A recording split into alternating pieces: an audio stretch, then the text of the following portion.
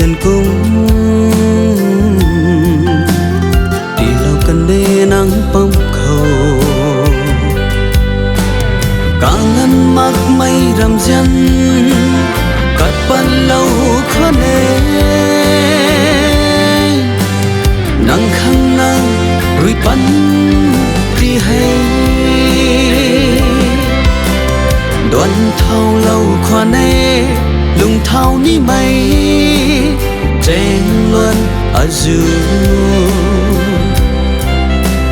đẹp lâu toang mắc nở cả gần a dư hay cắt bắt lâu qua nê in ra toang mắc na rầm cả gói nắng khăn pan ti trên khăn cá xiêm thao khăn rì đi lâu cần đi trắng loan hay cá tiêu lâu du khoan nê gai gai mây lát ở dư này là xoa ngàn lung khăn rì đoạn thao lâu khoan nê lung thao ní mây trên loan ở dư đẹp lâu toang mắc nở cả gần a dư hay cắt bắt lâu qua đây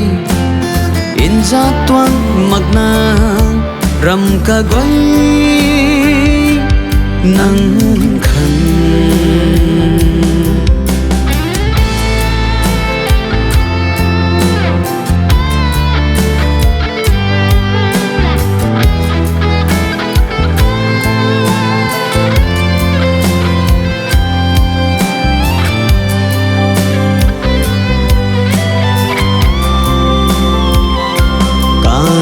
azul ren ra lâu mây hay cả đàn lâu căn máy quay tay nắng xuân mây tây rùi đa cả mân ti mắc lâu cả đàn lâu mây rắm riêng tay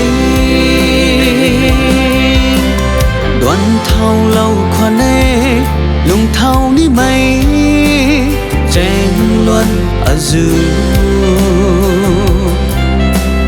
đẹp lâu toang mắc nở cả gần a dư hay cắt bắt lâu khoan nê in ra toang mắc na rầm cả gói nắng khăn